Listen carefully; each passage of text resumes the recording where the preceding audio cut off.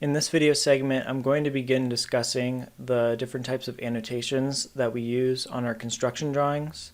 To start out, I'm going to introduce these as sort of an overview, and then later on we're going to dive into them a little bit more in detail individually. But to begin, whenever we have our construction drawings, there's three different primary types of annotations that we're going to be utilizing. Okay, so first we have our dimensions. Obviously, I'm sure you all know what dimensions are, but these are just to indicate the different sizes of objects or spaces within our drawings. Next we have notes and labels. So notes and labels are going to provide us greater information about what particular objects are in the drawing if it's not super clear to whoever's reading it. And then labels are going to give us information such as room names and things like that. And then lastly we have symbols, and symbols are used for drawing coordination. So I discussed symbols a little bit in our first week lecture. So these are things like our elevation indicators or our section indicators, things along those lines. Okay, so I have an example little floor plan over here that we're going to look at, and I'm going to kind of break down the different annotations that are in this drawing so that you can get a better idea of exactly what I'm referring to.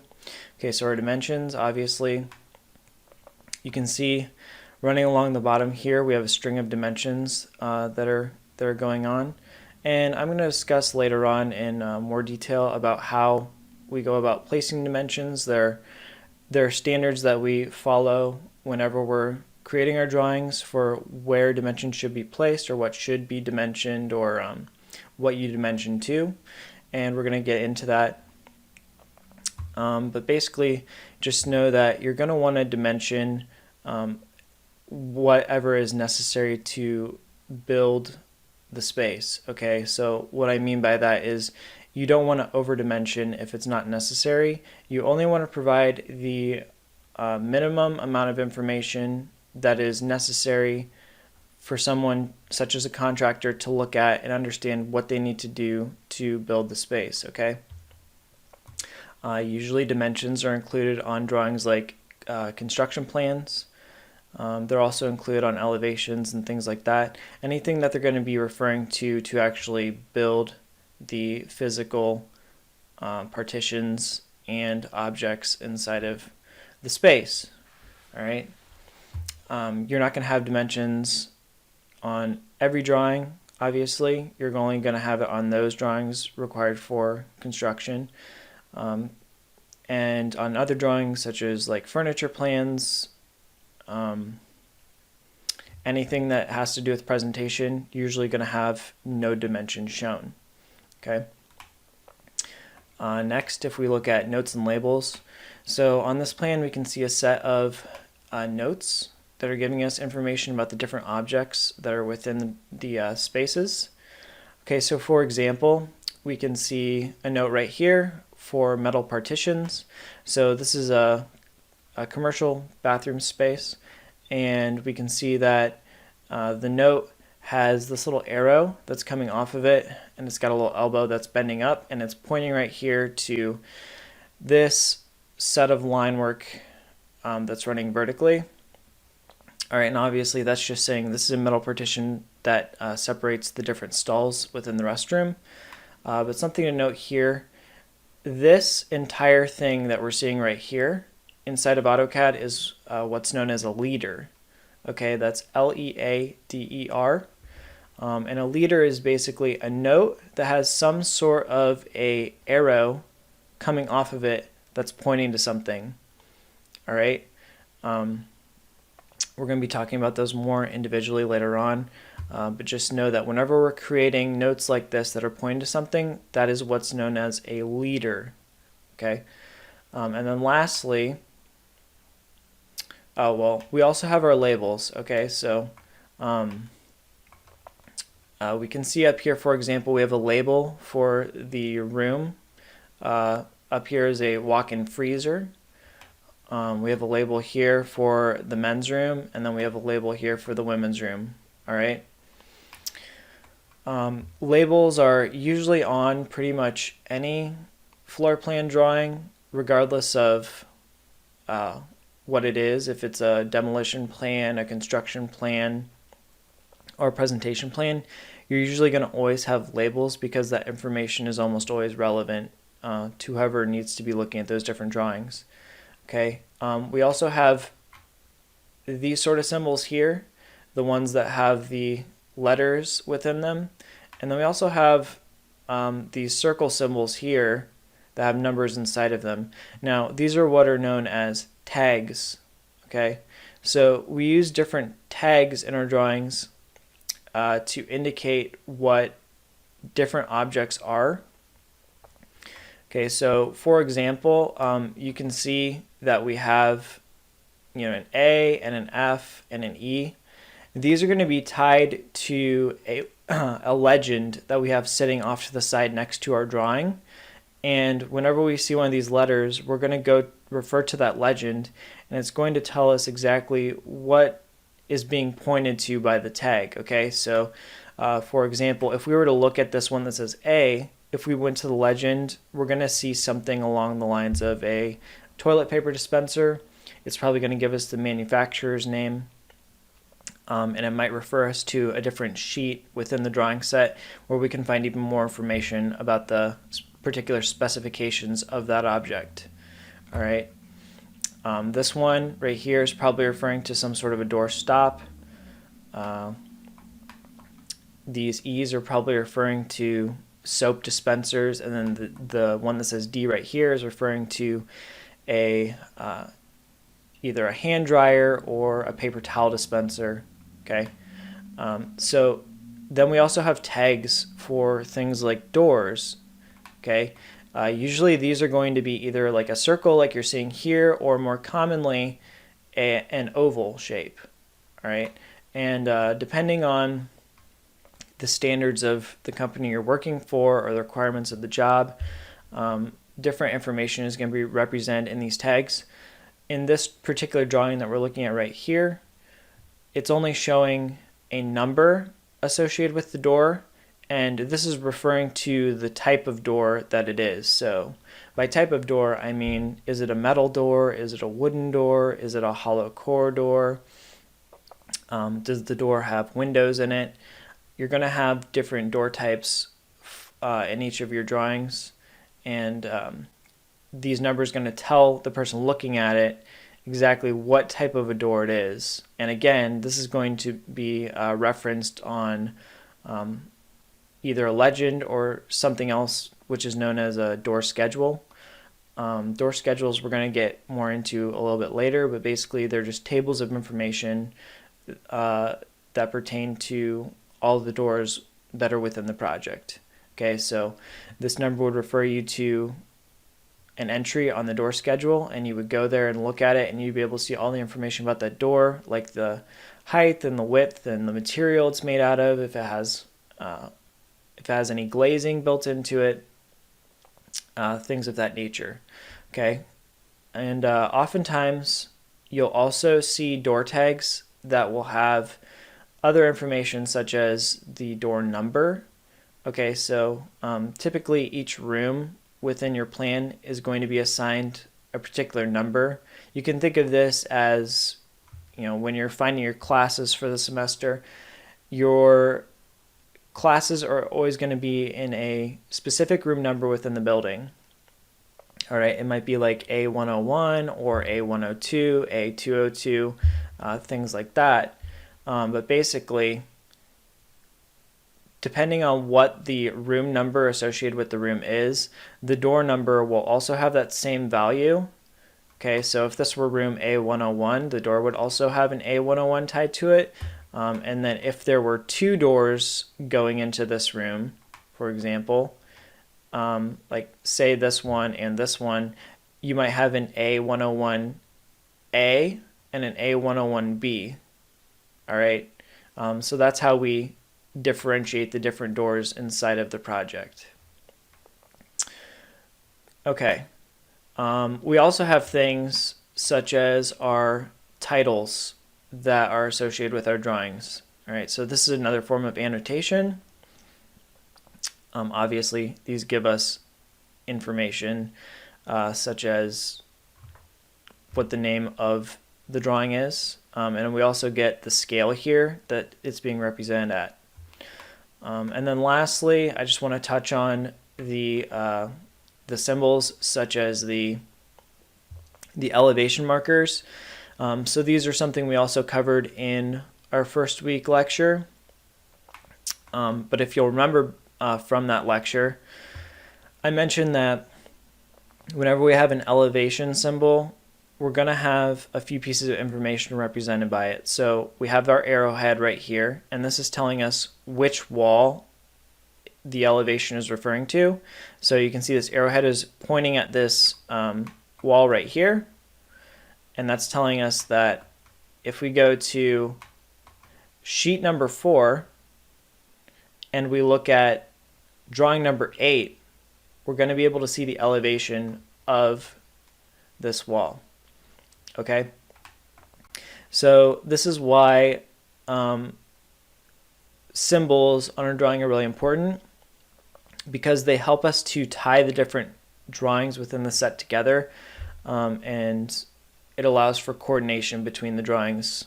Okay, so I'm going to know exactly where I need to go to find the information about any particular wall inside of the drawing set, just by looking at this elevation symbol and understanding what these values that are within it mean.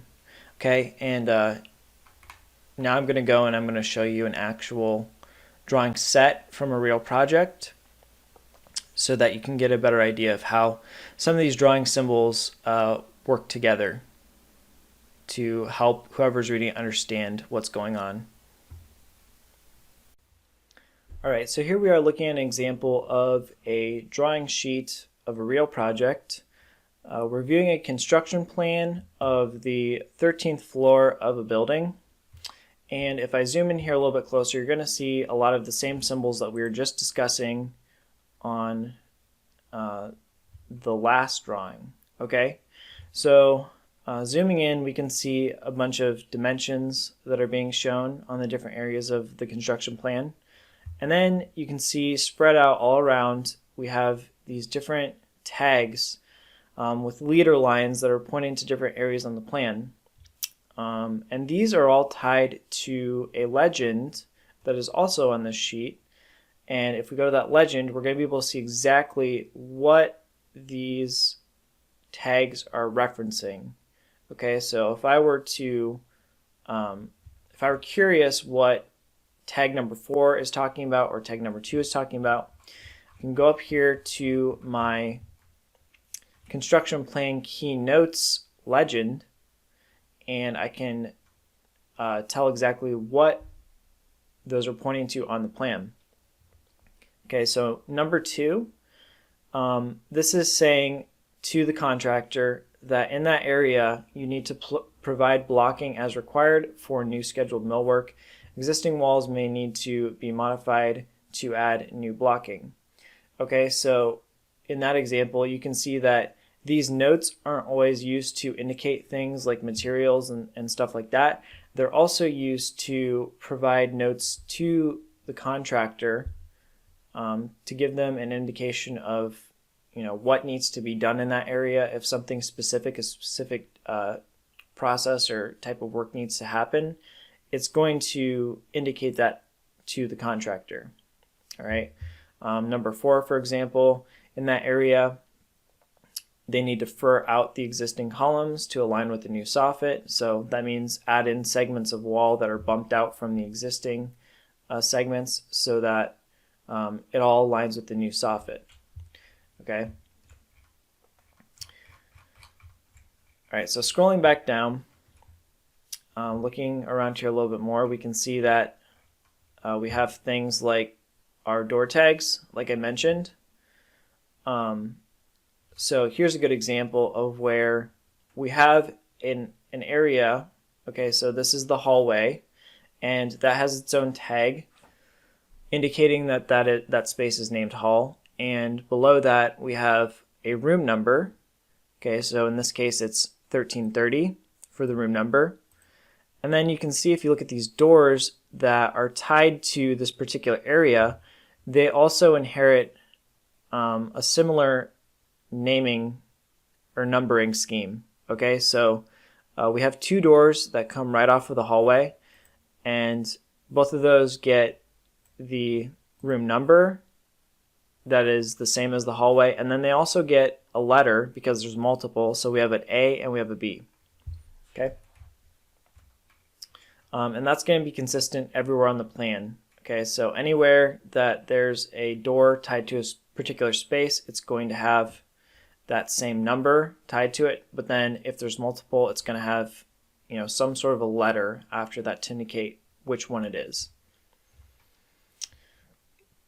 Looking down around here a little bit more, you can see we have other symbols. So these diamonds right here, whenever you see a diamond like that with a little line coming off of it that's going through a piece of a wall, this is what's known as a wall tag. And a wall tag is used to indicate what type of wall it is. Okay, so as you're going through and you're working on your projects, you're going to realize that there's not just one sort of standard wall, that type of wall that you're going to be building in the project. There's all types of different thicknesses associated with walls. You know, for example, if a wall has plumbing within it, that's going to require a different thickness than just a wall that's used as a basic partition between spaces. Maybe the wall is an exterior wall and it's built out of like concrete masonry units, or maybe it's just an interior wall and it is just built out of wood studs and it's got drywall on the outside of it, or maybe it's in a commercial space and it's built with metal studs and it has drywall. Okay, so there's all different types of walls that you're going to be using within your projects. And because of that, we have to have a way to indicate what we're talking about, or what the construction of the wall on the floor plan is. Because if you were to look at this, you know, just looking at the floor plan, this wall right here, these two walls, look awfully similar to this wall right here. I mean, they both have this gray poche, and they both have this thick black outline around them. Okay, so to us, without any indication, that would look like they're the exact same thing. But in reality, this one is a different type than this one because they have a different number. Okay, and if we were actually to go and we were to find the information on those walls, you would see that they have a different composition and maybe a different thickness or different materials associated with them. Okay? All right, so also really quickly, I just want to mention the whole thing that I said about drawing symbols and how they coordinate throughout the construction drawing set. Okay, so let's say I wanted to find information on the elevation of this wall right here. So it looks like we're in the cafe space and we have some sort of a countertop and a sink, but I want to see exactly what's going on there.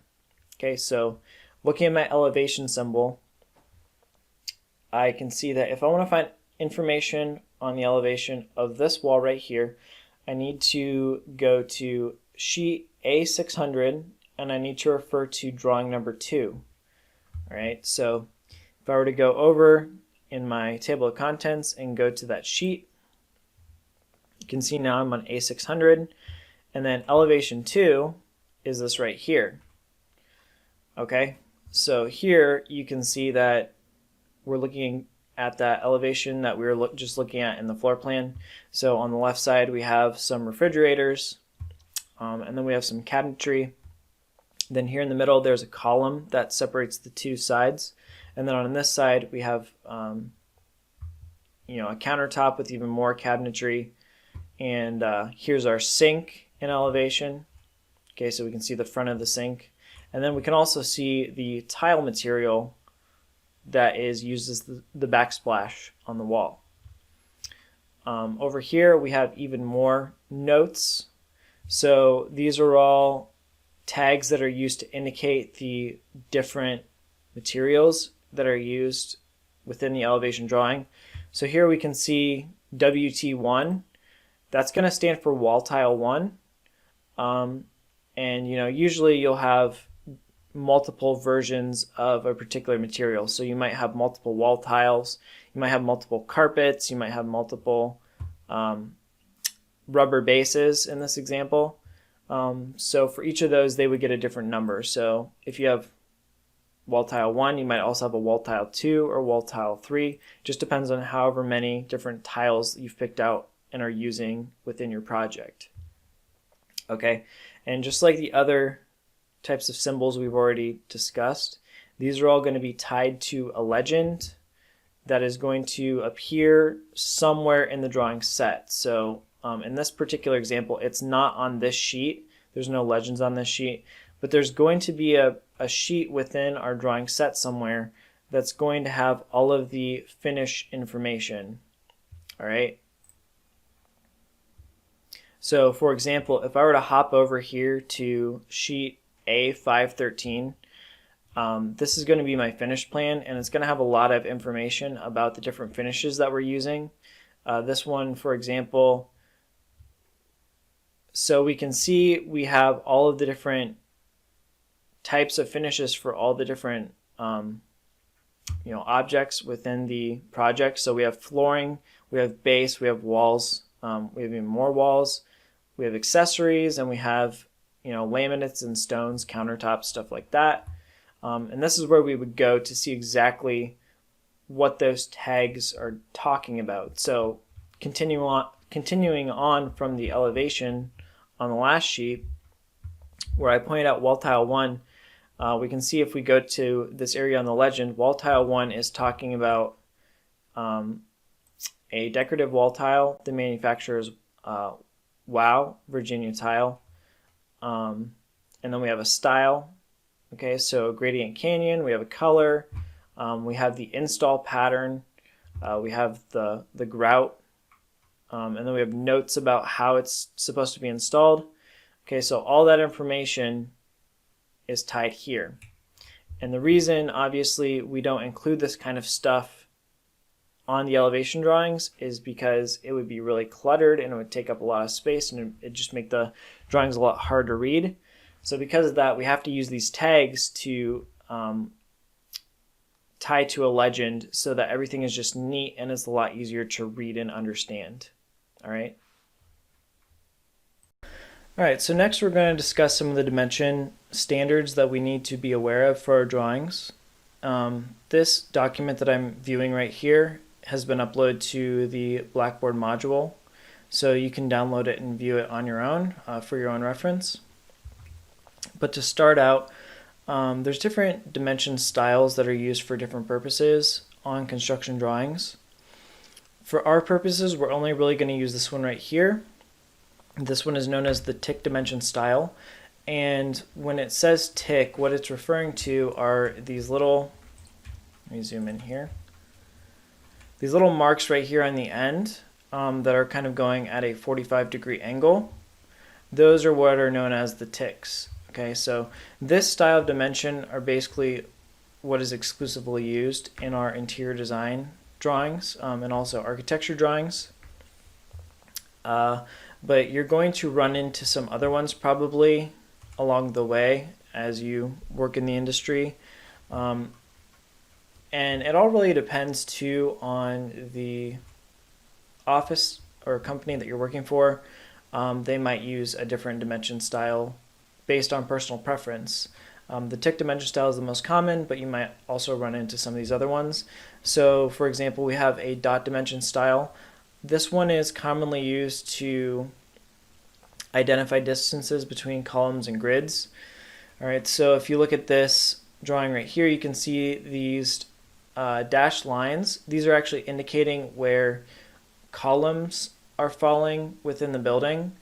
Okay, so we use a dot style dimension to indicate the distance between the columns within the building. Usually the columns are laid out on a grid, and those are going to show us the spacing between those grid lines.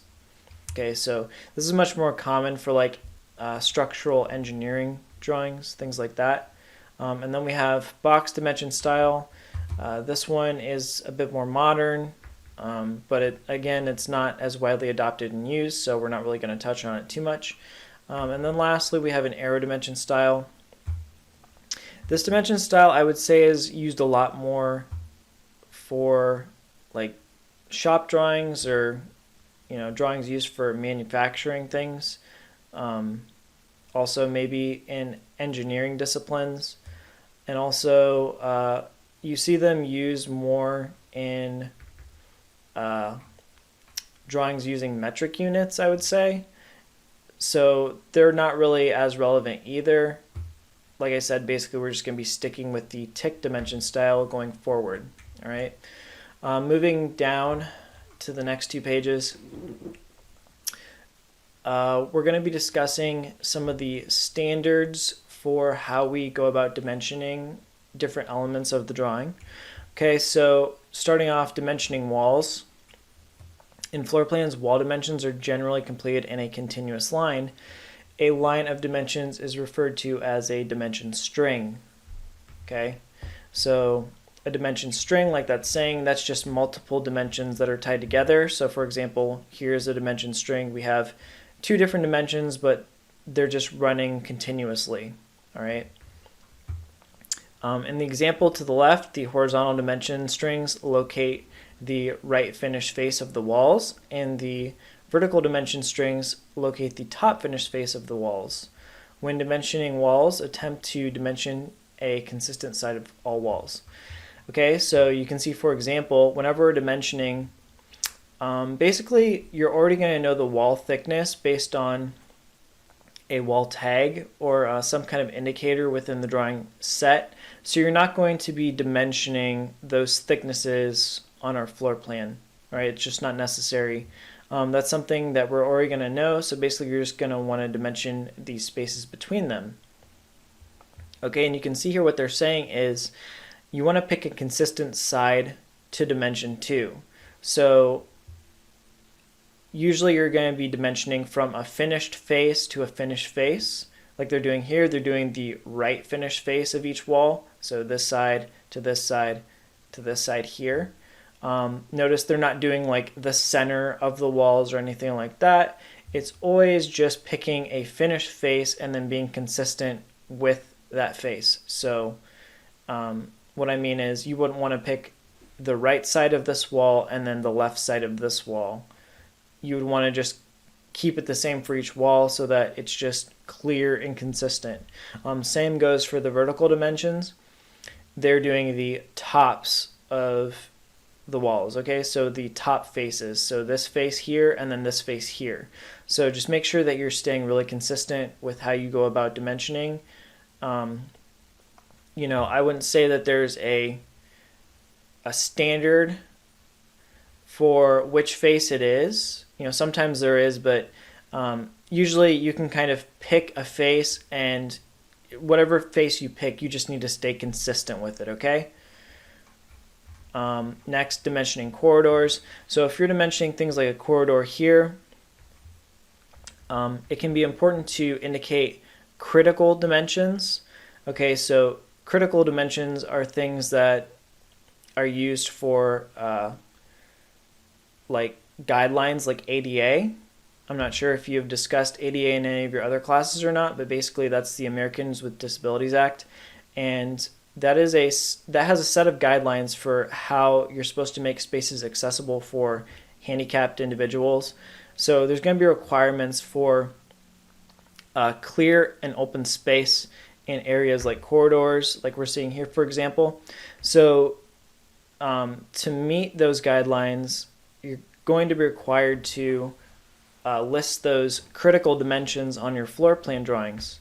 Okay, so you can see here they have that critical dimension of 4 foot 8 inches listed, and then they've also included the word clear as an abbreviation to indicate that that is a critical dimension that is fulfilling a requirement for some sort of, like ADA or some other guideline. All right. Dimensioning windows. Okay, so it's most common for windows inside of a floor plan to be dimensioned to their center line.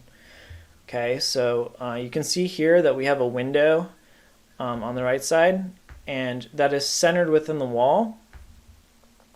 And they're indicating this by making the dimension string here fall right in the center of the window. Now, the reason that you do this to the center and not like to the edges is because usually the information about the window size is included on some sort of a window schedule. So we talked about door schedules a little bit ago, but a window schedule is sort of the same thing, where there's going to be a tag pointing to the window, and that's going to lead you to a spreadsheet or a table that has all the information about that particular window type.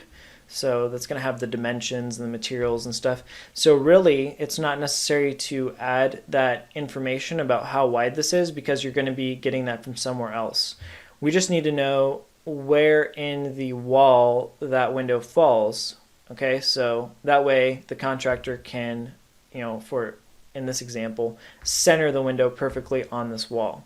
Okay, so we're going to go right to the middle of that window. You might also see it this way, where they're dimensioning sort of like you were seeing on the other sheet or the other page, where they're picking a face, like the right face here, and then they're going to the right edge of the window, and then again to the right face of this wall. That's also an option, but more often than not, you're going to want to dimension to the center of the windows. Now, another thing to note here while we're looking at this drawing is whenever we're setting up our dimensions, you're going to see that we have what's known as a hierarchy going on with our dimensions. So by hierarchy, I mean we have these minor dimensions, okay, that are sort of breaking up the elements within the walls, like the windows or doors. And then we have our major dimensions above them, and that's sort of showing an overall dimension of how wide that entire wall is. Okay, so that's something that you want to include whenever you're dimensioning. You kind of want to organize it like this in a hierarchy, where we have a string of minor dimensions followed by an overall dimension or a major dimension that's sitting above them, that kind of gives the overall size of the walls. Okay. All right, and lastly, we have standards for dimensioning doors, just like dimensioning windows. It's sort of the same thing. We're going to want to dimension usually to the center line of the doors. And again, that's because we have door schedules that are going to give us the information about the door sizes and things like that. So it's not really necessary to indicate how wide these openings are. Again, you can use sort of your own preference for this. If you wanted to dimension maybe to the right side of every door, you could do that. But whatever you choose, you need to stay consistent. Another thing to note here, like I said in an earlier lecture, very often, like the standard for how far away a door is from a wall, an adjacent wall, usually that's a dimension of 4 inches standard, but that's not always the case. Sometimes just based on the design, that might be greater or smaller, or based on accessibility requirements, that might have to be a larger dimension. So if it's something that's non-standard, that is also something you're going to want to indicate. So in this example, this one is not a typical 4-inch dimension, so they're indicating that to us right here, and they're choosing to dimension here and show us that that is not standard. Okay, that's a different dimension than what we might be expecting, so we're going to want to note that somewhere within our dimensions on the floor plan. All right. All right, so finally we're going to be discussing how we use annotations within AutoCAD. Now, this section is really important, but there's also a lot of really confusing things. So make sure you're paying close attention to what I'm saying, or else you're going to get confused, okay? So in this file, to start out, we can see that I have a couple of floor plans here. It's actually the same floor plan of just a small little laundry / bathroom. And I have in here an elevation marker and a room tag that's indicating the room name and the room number. And I have this for both of the drawings, but if you look, the drawings are the same size, but the annotations are at different scales. Okay, so this one is obviously a lot bigger than this one here, and there's a particular reason why that is, and we're going to explain that. All right, so if we look down here, this table right here is what's known as an annotation scale conversion chart. Okay, so sort of back in the old days before AutoCAD version 2010, I think, we had to calculate the scales of our annotations based on the scale that we're going to represent our drawings on our sheets. Okay, so basically we have three standard, actually let me fade this out a bit so you can see my cursor. We have three standard text heights for annotations on construction documents. We have a 1/4 inch, we have an 1/8 of an inch, and we have 3/32 of an inch. Okay, 1/4 inch, this is going to be really common for like titles and things like that. So, you know, titles such as construction plan or demolition plan or elevation, you know, the title that appears underneath of each drawing on the sheet. An 1/8 of an inch is used for maybe subheadings underneath of our titles, like the scale, for instance, of the drawing. And then 3/32 of an inch, this is the most common text height for any kind of just regular annotation that appears on our drawings. So maybe it's a leader with a note attached to it that's indicating like the materiality of, you know, something in the drawing, like the backsplash, for example, that we saw earlier. You know, that would be represented at 3/32 of an inch text height. The reason we're so concerned about these scales for our text is because whenever we show our drawings on our sheets, those are going to be changing scale, but we're putting the actual text directly within our drawings. And if our drawings are scaling and they're being represented at different scales on our sheets, obviously the text is going to do the same thing. All right, so really quickly here, let me just show you kind of what I'm talking about. I'm going to move this one out of the way, and then I'm going to copy this one over to here. Now this next part, I'm going to show you how this actually looks on a sheet layout. We're not going to get into this in depth this week, so you don't have to worry about this. We'll cover it next week in detail, how to set up these sheets, but this is just to illustrate what I'm talking about with annotation scales. Okay, so I'm going to go to my sheet that I have set up here. This is a 24 by 36 standard architectural sheet. And here I have what's called two separate viewports, okay? These viewports are just showing me a look at my model space.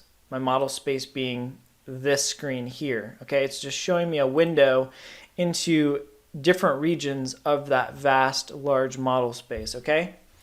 And these viewports are what we use to set up our drawings on our sheets.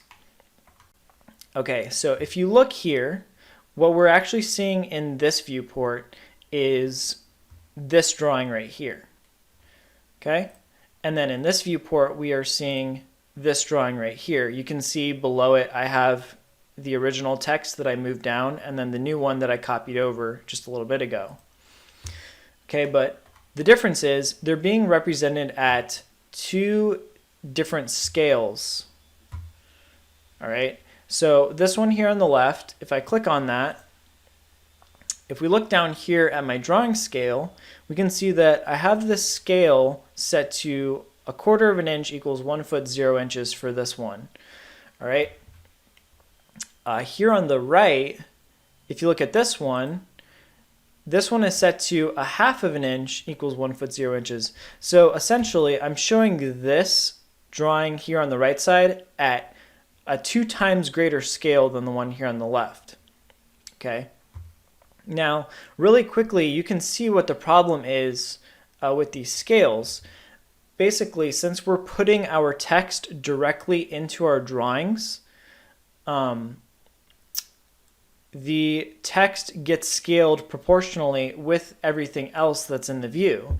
Okay, so here you can see that the text is a lot smaller than it is over here, even though when we look at it in model space, they're the same size, right? Just because we're magnifying and zooming in closer, it appears to be way bigger. And that's a problem because we want our text to read consistently at the same scale on the piece of paper. We don't want to jump from a really small text size to a really big text size in the next drawing, even though it's represented at the different scale. Okay, so obviously the way to counteract that is to have a bigger sized, a smaller sized version of the annotation for our larger scale drawings. Okay, so if we look here, you can see that I have a version, the original one that I had up here. This one is actually half of the scale of this. All right, I just made a new version of it and I duplicated it and I scaled down to be half of what this one is. So that way, if I were to replace this back where it's supposed to go, whenever I go to my sheet now, you can see that even though they're a different scale in reality, because this one over here is blown up at a larger scale, on the sheet they read the exact same height, right? And we can just confirm that if I were to like draw a line between these.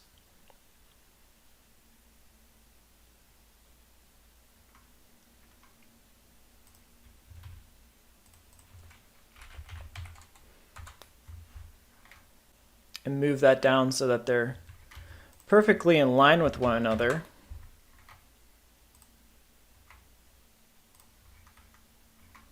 And then we'll just draw another line. All right, there you go. You can see that in this comparison, they're the exact same height, but they're two different scales in reality in the model space. Okay? So hopefully that makes sense to you. We're scaling up the view, so whenever we're making the view bigger, we have to make our text size smaller to compensate. Okay? All right, so to do that, going back here, we have our conversion chart. Now, like I said, this is what we had to do. This is an old way of doing it. This is how we used to do it before AutoCAD 2010. But it's still important to know how to do it because lots of companies or firms, they may not have a recent version of AutoCAD and they may still have to resort to this, and this may still be their standard way of doing things.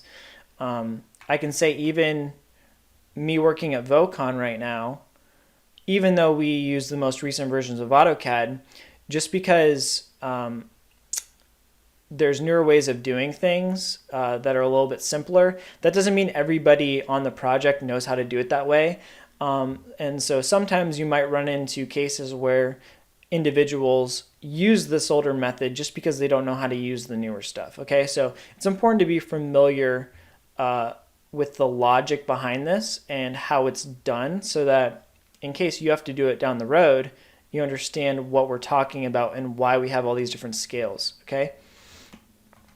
So what this is showing us is if we have our drawings at these different scales over here on the left side, we have a scale factor here, which is basically what we use to compensate to make it the correct size and read correctly. Okay, so let's say going to what I just showed you, I showed you a 1/4 of an inch and a 1/2 inch scale. Okay, so this one over here is a 1/4 of an inch scale, this one is a 1/2 inch scale. So at the 1/4 inch scale, we have to use a scale factor of 48, okay?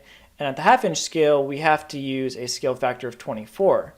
Now you can see that 24 is half of 48, so obviously this one is half as large as the one at a 1/4 inch scale. All right, so I know there's a lot of numbers going on and stuff, and it might not make a lot of sense, but you know, let's move over here to look at some of these examples. All right, so whenever you go to work at a firm that is using this kind of a setup for their text heights, for their annotations, they're going to have multiple versions of the annotations set up. Now, these are what's known as styles. Okay, so we have styles for each different type of annotation object in our drawings. We have here what are called dimension styles. So you can see we have just sample dimensions set up. These are the tick style that we covered earlier. And they're all set up with different scales associated with them. So we can see here, this one is starting out really tiny. We can barely make out the text. We can barely see the tick marks on the corners. But as we go and we work our way through these, every aspect of these dimensions gets larger and larger and larger and easier to read. Okay? So these correlate directly to leaders. So for our different leaders, our notes that we're going to be making, we have different styles associated with those as well. And then for just regular old text, we have styles associated with those as well. All right, so now if you look at these ones that we have set up, next to each of these, you know, different sample texts, we have a number. Okay, 384, 192, 128, 96, 64, 48, 32, 24, and so on. These numbers are these numbers. If we look at this table, okay, 384, 192, 128, 96, 64, 48, 32, 24, and so on. Okay, so basically, whenever you go to work for somebody and they have this set up as their system, they're going to hand you something similar to what you're seeing here. Maybe it's like a template file that has all this stuff copied and pasted into it. Okay, it's already set up for you. It's already pre-made. You need to be concerned about this number that's right here, and you need to look at that number and then look at the scale, the drawing scale that is tied to that. So let's say, for example, in our examples that I showed you previously, with the 1/8 of an inch and a 1/4 of an inch, if I want my text height to read correctly at 1/8 of an inch, I need to use the text or dimension or leader style that is associated with the 96 scale factor. Okay. So that is going to be, if I were to look at the text, that's going to be this one right here. All right, so that was for an 1/8 of an inch. And, oh, that was for an 1/8 of an inch. So we were going to do a 1/4 of an inch and a 1/2 of an inch. So going back to what I was saying for our example, let's do the 48 for the 1/4 inch. All right, so if I go in here and I find the 48 and I copy that, and I place it underneath of my plan here, if I want this to read the exact same underneath of this plan on my sheet, I'm going to have to find the one that says 24 right? Because we're at a quarter, or we're at a half-inch scale. Okay, so now I'm going to go back over here. I'm going to find the one that says 24. So this one in theory is half the size of this one. Okay, and I'm going to copy that one over here. And now if we go to our drawing sheet, you can see it's the same thing. They're not right in line, but you can see that they're the exact same size on the sheet, even though in reality they're different scales. All right. So just to reiterate, these are what are known as styles. We have dimension styles, we have leader styles, and we have text styles. Okay? All right, so now let's say we want to make our own style of something. This isn't really something you have to worry about, like I said, because usually you're going to be handed all these things pre-made. But you need to know how they're created, and you need to be familiar with the process. Okay, so each style has its own command tied to it. So if I wanted to create a new dimension style or modify one of these dimension styles, I would type in dim sty, and it's this command here called dim style. If you click on that, that's going to bring up this window here, the dimension style manager. And you can see in my file, I have all of these pre-made dimension styles, and those are all correlating directly to what we're seeing right here. So I have a whole list of these styles that are pre-made, and as I toggle through them, you can see the scales changing. Now let's say I want to modify one of these. I can click on modify, and then I'm going to get all of my typical options, you know, for like the text height and stuff. And you can see here we want that to be 3/32 of an inch, all kinds of things. You know, this is all a little bit more complicated than we need to get into, but just be aware that it's here. You're not really going to have to use it on a regular basis, but you need to know how to get here in case you need to modify something. And then if you want to create a new style, if you want to create your own and maybe use, you know, a different font or something, you can go here to new and click continue, give it a name, and then it's the same thing. After we create that, we're going to go in here and then change the properties. Let's say I want to give this a different font or something. You could go in here, the text style, and then you could change the font. All right, so this brings me to the next thing, text styles. All right, I'm about to bring up this exact same window, but in a different way. So right now we're accessing this window through the dimension style. I'm going to cancel out of this. I'm going to type in the command styles, or style, just by itself, okay? If I can spell. All right, style. So this is the exact same window that I just had, except I'm not going to it directly through dimensions. I'm getting to it just by itself directly. Here, this is where you set up different presets for how you want your text to appear. So I'm going to create a new one. Let's just call this hand drafting maybe. All right, so if I go here to hand drafting, I can choose an appropriate font that gives me something that looks like, you know, a hand drafting style. Maybe it's the one called City Blueprint. Okay, so that looks like our hand lettering right there from first year. And then I can set my text height to like 3/32 of an inch. All right, and then I'm just going to click OK, apply, close. So now I've created a new text style.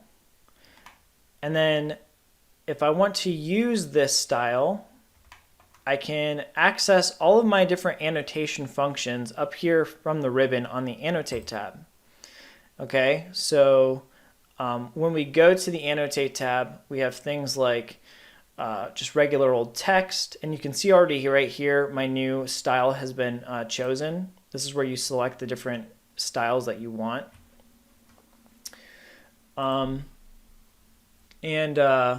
We also have our dimensions here. We have our leaders, all that. You want to use this Annotate tab up here in the ribbon to access all these things. So now if I were to create some new text, I have two options here. I have multi-line text. This is going to let me create text in multiple lines. So if I say, this is a test, I can then go to a new line by hitting enter. This is a test. And then I can just click down here to confirm that. Now I set my scale really small, so I might want to bump this up to like a larger text size. And you can actually modify things too. If you have your properties bar pulled up here, you can go over here and you can change things on the fly about your text. So let's say I want to bump this up to be something I can read in model space. So if I set that to be like 3 feet, I can blow that up so I can actually see it in my model space. Okay?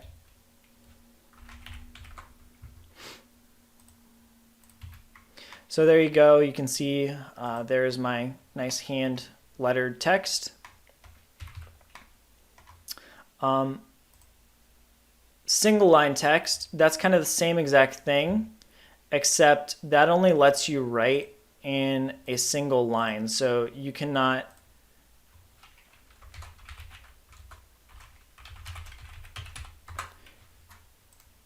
when I make that, you cannot switch it to be multiple lines like you could with the multi-line. Okay, when I keep typing, it's just going to keep going forever in a single line. All right, there's different uses for both of these. It's just based on what you're using them for, but that's how you add them. Okay. So something to note, going back to my little table here, whenever we're setting up scales for our text, we might want to refer to this. And if I want to read this, if I want this to read at the correct size on my paper, I'd have to refer to the drawing scale that I want to show it at. And then this is going to show me the height that I need to make that text inside of model space for it to look right. So if I want that to read at 3/32 of an inch on my sheet of paper, I'm going to have to, for a 1/4 inch drawing, make this 4.5 inches in my model space. So if I go in here and I switch this to be, if I select it and I switch this to be 4.5 inches,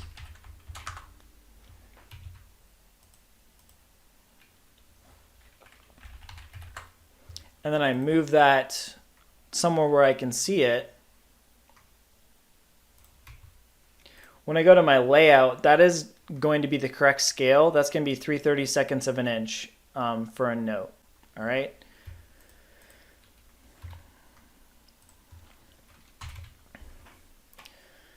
All right, so next we're going to move on and we're going to talk about dimensions. All right, so if I want to go ahead and add in dimensions, what I'm going to do is go here to my Annotate tab, and then we have a bunch of different options here for dimensions. We have just the regular dimension button here, which creates multiple types of dimensions within a single command session. So if I were to click on that, the next thing that I have to do is select objects or specify the first extension line origin, or I have all these options right here. Okay, so what I'm going to do first is just click on 2 points just to see what happens. So if I were to dimension the length of this wall, I'd select, let's just select these 2 points now. And then you want to drag up and click one more time to finish placing that dimension. Okay, so by default, when we select this dimension, you can see that we have a dimension style that is associated with it over here on the left-hand side in our properties. Right now that dimension style is just set to standard. That's just a default option that comes with like every new AutoCAD file you're going to make. But if you want this to be the right scale for the drawing, so in this case 1/4 inch, we're going to want to switch that to be one of these dimensions that we have pre-made.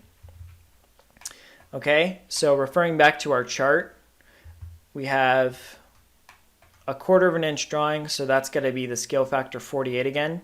So we're going to have to click on these and find the one that has a name of 48. So this one is 32. If I keep going, there we go. This one's 48. Okay, so basically I want the attributes of this dimension copied to this dimension I've already made.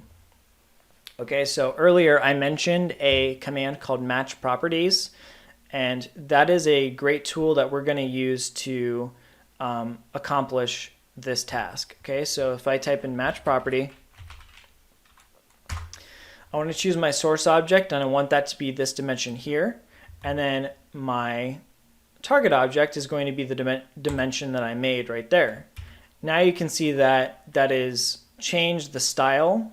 So if I click on that, whoop, I don't want that. So if I look at the style over here, now you can see that it's KSU Interior Design 48. Okay, that's the correct scale. So you could do it that way, or you could even just go in here and click on the drop down and find the correct scale that you need. All right. All right, so now let's take a look at some of the different types of dimensions that we have available to us inside of AutoCAD. So what I just made here is just a regular old align dimension. Okay, so what an align dimension does is it's going to keep the dimension perfectly parallel to the face you're dimensioning. So for example, if I were to make just a random line over here at an angle, and I went back to my Annotate tab, if I click here on the drop down, I have this align dimension option, and if I select that and I choose these 2 points, you can see now what it's doing. If I match the property now, is it's keeping my dimension string perfectly parallel to the angle of that line. All right, we have another type of dimension if we hit the drop down, and this is called a linear dimension. All right, so what this is going to do is it's going to keep the dimension horizontal no matter what the angle of the line we're selecting is. So if I were to click on the 2 points now here and here and drag up and then match property again, all right, you can see it's kept that text totally horizontal despite this angle that I have going on right here. All right, so there's just different cases where you want to use these. Usually you're going to want to stick with a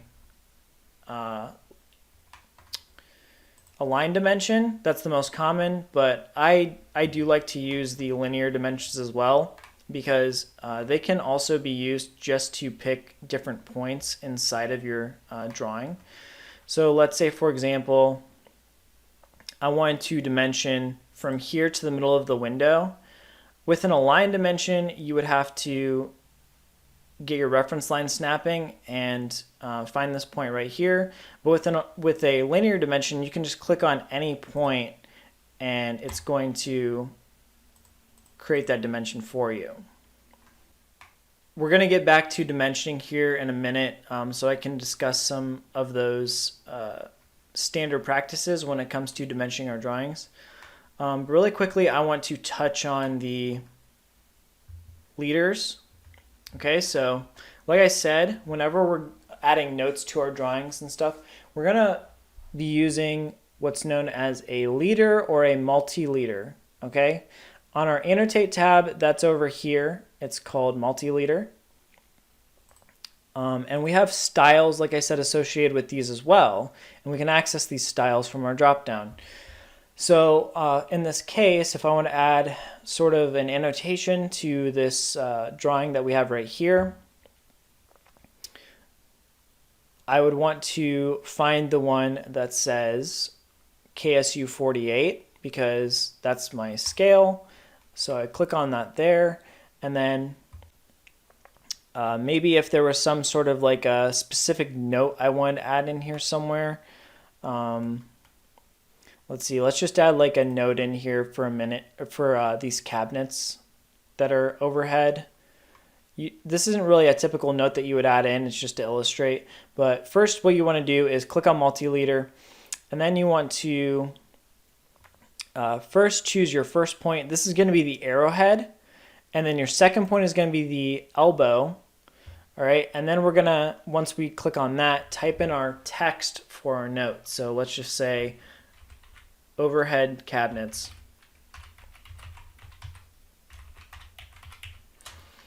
Also, something to note is you typically want to create all of your notes and annotations in full capitals. Okay, that's just a standard thing that we do. All right, so when we're done, we'll just click off of that and it's going to create it. And now it didn't actually take my style. I'm going to have to switch it back to KSU 48 from the menu. There we go. So there's the correct scale, and you can see that I have my arrowhead that's pointing to the overhead cabinets, which are like in this general area. And then there's my elbow, that was my second point that I clicked, and then my text. And then if I want to edit this, I just double click on it, and then I get to change the text, and I can change anything about it, and then I can close out the text editor when I'm done. Okay, if I want to modify this too, I can click on it and I can drag these points around, and I can move that elbow anywhere I want it to be, or I can move that arrowhead anywhere I want it to be. Okay, so this is really common for like elevation drawings. That's where your leaders are usually going to be added. But I'm just using this floor plane here to illustrate that. Okay. Whenever we're doing these as well, something to note is so that you don't have to go back and change these like manually. Whenever you go to create these, you want to set the style up here for each of these to be whatever scale you're working in. So there I set KSU 48 for my multi-leader. Here I would want to set that to KSU ID 48 for my dimensions. All right.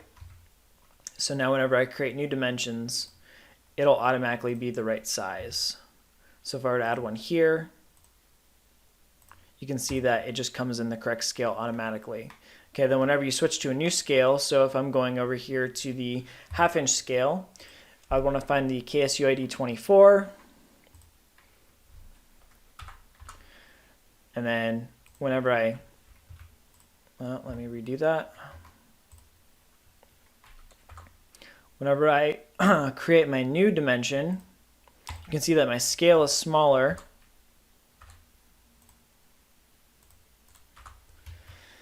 And when I go to my layout, it's reading correctly, consistently between the two drawing scales. Okay? All right, so with all of that said, that is the old way to do things, using these different drawing scales and annotation scales and this chart, this conversion chart and all that. The good news is that for our purposes, we don't really need to worry about any of this. So like I said, starting out, we had to be familiar with this process in case we run into it, in the future. But what we're going to use is something that was added to AutoCAD, I believe, after the 2010 version. And this is something called annotation scaling. Okay, so annotation scaling is a feature that is built in that will kind of do all of this work for us. We just have to set up a text style or a dimension style, a single one, and tell it that we want it to have this annotation scaling property associated. All right, so what do I mean by that? Well, what I'm going to do is I'm going to go to my dimension style starting out here. So I'm going to type in dim style to get back to that dialog box.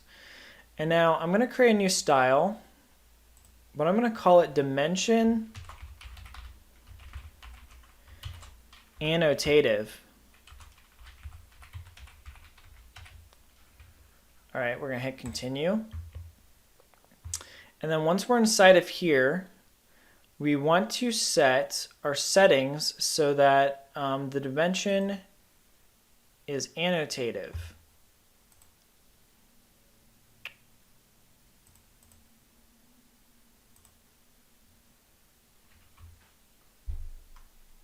All right, so to set the dimension to be an annotative dimension style, we have to go here to the fit option and then we choose annotative. All right, so we're going to click on that. And then once I do that, it takes me back to the dimension style manager. And you can see we have this little symbol now next to our dimension style. Okay, this is actually the end of a scale. Like if you looked at a architect's or engineering scale, that symbol is just like the end of it. So that's showing that this is going to have scaling properties, like dynamic scaling properties associated with it. So now I'm going to click on close. And now the next part of this is down here in the status bar.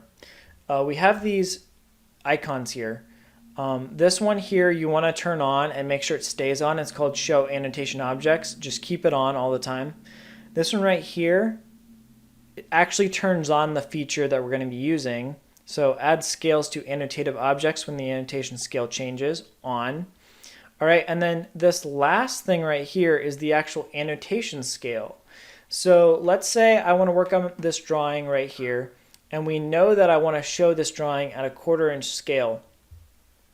Before I create a new drawing, or before I create a new dimension, I want to set my dimension style up here to that new type, dimension annotative, okay, which it is. And then the next thing I want to do is go down here and I want to choose the scale that I know this drawing is going to be shown at. All right, so the scale is going to be a 1/4 inch, okay? And now I'm going to start adding in my dimensions. And what you're going to notice as I add in my dimensions, the text is automatically going to be the correct size. It's going to match what's already here and just look right. Right? So if I go in here and I choose my align dimension, and then I choose 2 points, look at that. So without having to match anything, I already have the correct text height and everything. Okay? So I can keep doing that and working on this, this drawing if I want to, and adding in more and more dimensions. But now let's say I want to move over to this drawing, and I know this one is going to be 1/2 inch, okay? So all of my text sizes are going to have to be half the scale of this one over here. So now what we have to do is we have to switch the scale down here and tell AutoCAD, okay, now we're going to be adding in annotations for a 1/2 inch scale drawing. So now before I add any new dimensions in, got to go down here, change this to 1/2 inch. All right, and then when I go in to add my new dimensions now, there you go. You can see that automatically it's the correct text size. Okay, so that's really cool. We don't have to have all of these, like a million different types of presets for our text and leader and dimension styles. We can just create one dimension style and just tell AutoCAD that's annotative. And as long as we're modifying this setting down here each time we place a new dimension, it's going to give us the correct scale automatically. All right, so a minute ago I made a mistake and I put a little note up on the screen that you should have saw. But basically I was saying that we need to have this button here on in order to use the feature. That's actually not true. We actually probably don't want to have that on because I just realized what that does, and I'd forgotten about this, is whenever we change the scale of our dimensions using this annotated method, it's going to automatically change the scale of any dimensions we've already placed. Okay, so you can see that when I change the scale to be 1/2 inch for this one here, it automatically scaled this one down and now it's too small compared to the rest of these. So what we want to do in reality is turn that off. Okay, so I'm going to turn it off and I'm going to actually remake these. So I'll turn that off and then I'm going to switch back to a 1/4 inch, and then I'm going to remake my align dimension here at a 1/4 inch. Okay, there's the correct scale. But now with that off, I'm going to switch over to 1/2 inch, do it again, right there. And now you can see that it's created the correct scale, but it's preserved my original scale that I had over here. All right, so just make sure that going forward we leave this off, because if we leave it on, it's going to mess some things up. All right. All right, so continuing on, we're going to want to do the same thing for our leader styles as well as our just regular text, so that all of them are annotative and we don't have to worry about any of this kind of stuff down here. Okay, so I'm going to do the same thing for my leader. To modify my leader styles, I'm going to type in the command mleader style. So mleader style right there. Okay, so here's my multi-leader style manager. I'm going to create a new style, and then this one's going to be mleader annotative. All right, click continue. And then in here, we want to make sure we have the annotative option set. So under leader structure, we can see scale annotative, check that on, and then click OK. And then we get the same thing here under styles that we saw with the dimensions. Get the little icon, we know that we did it right. So we're going to click on close. Okay, now mleader annotative is set correctly. Oh, spelling error, oh well. Now what I'm going to do is go and create a new multi-leader. So we're still set to the 1/2 inch scale, so I'm going to add one here on the right side. All right, so let's just add just a random one. This is an example.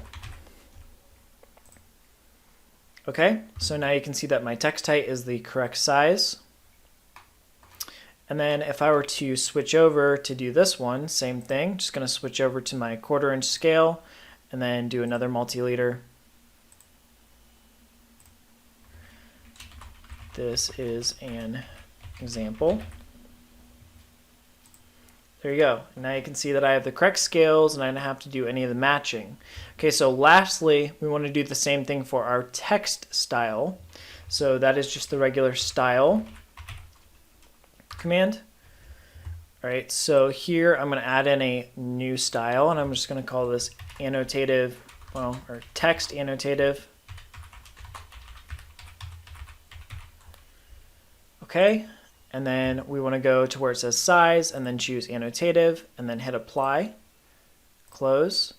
So now when we go to do new text, we can see we have our text annotative, and I'm going to do this plan right here. So I'm going to create some new text. I'm going to say example.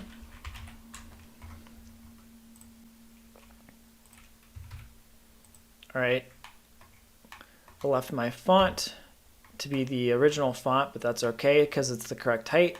We'll do it over here now. So I'll switch that now to 1/2 inch. And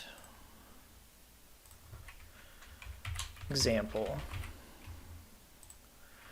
There you go. So now we have annotative text set up for our regular text, our dimensions, and our leaders. Okay.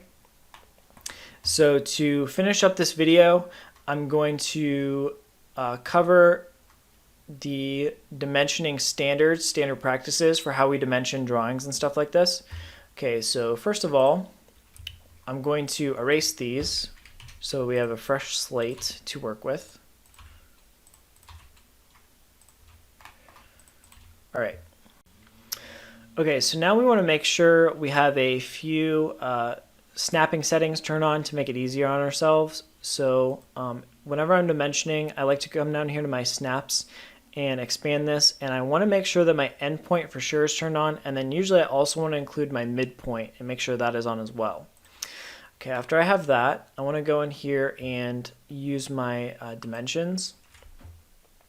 Now, I personally like using linear dimensions. Okay, you can use the align dimensions, but the thing that the linear dimensions allow you to do that the align dimensions don't, like I said, it's going to always keep the dimension text totally horizontal no matter what 2 points you're selecting. So if I were to click on that, what I can do now is easily select any of these points even though they're not in the same plane. So for example, this point is lower than this point here. I can select any of these points and my dimension is going to stay perfectly straight. If I were to do that with the align dimension, like if I were to select this, but I also want a dimension to the midpoint of this window, you can see that my dimension comes out crooked. So if I use the linear dimension and I select this point first and then this point here, it's going to keep that perfectly straight like I want. Okay, so there's my first dimension. And then I'm going to use a command called dim continue.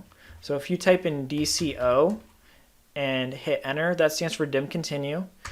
That's going to keep the dimension string going based on your last dimension. Okay, so as I said previously, we want to stay consistent. So since I started with the inside face or the right side face of this wall here, I want to choose the right side face of this wall here. And then I want to choose the right side face of this wall here. And as I'm going, I can just keep selecting points all the way down the line, and it's just going to keep the dimension going until I end the command. Okay, so there, I'm done, and I don't want to add any more dimensions to this string, so now I'll just hit enter to end the command. Alright, so continuing on, we're going to add in the dimensions here on this side. So to continue, I'm going to hit enter on my keyboard to restart the dimension command. Okay, so then staying with our dimensioning convention, I'm going to start by choosing this point here, which is the top side of this wall. So we're going to click here first, and then our second click is going to be the midpoint of this window. Okay, we're going to drag our dimension out to the side, and then we're going to click one more time to finish placing it. Okay, that ends the command. Now we're going to type DCO for dim continue, and then we're going to hit enter. That's going to continue our dimension string. And now we're going to finish off by selecting the top edge of this wall right here. And then we can just hit enter or escape to end the command. All right.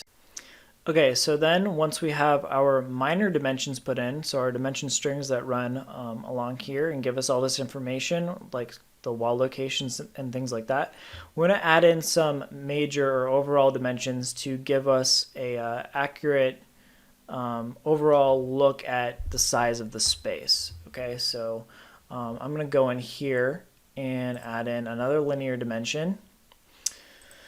And I'm going to choose this point here, and then my final point, drag my dimension string straight up above these, and then click again to place it. Okay, so now you see we have an overall dimension running above these. And then I'm going to add one more in. I'm going to choose the same 2 points here and here on the side. Drag my cursor to the right, and then click again, and now I have an overall dimension for the side. Okay, so lastly, to finish up, I just want to show you one last thing. If I were to dimension something really small, let's say I wanted to add a dimension for how far away this door is from the wall here. You know, we might need to do that if it wasn't like a standard number. If it wasn't a standard dimension, we might need to indicate that. So let's say I added a dimension right there.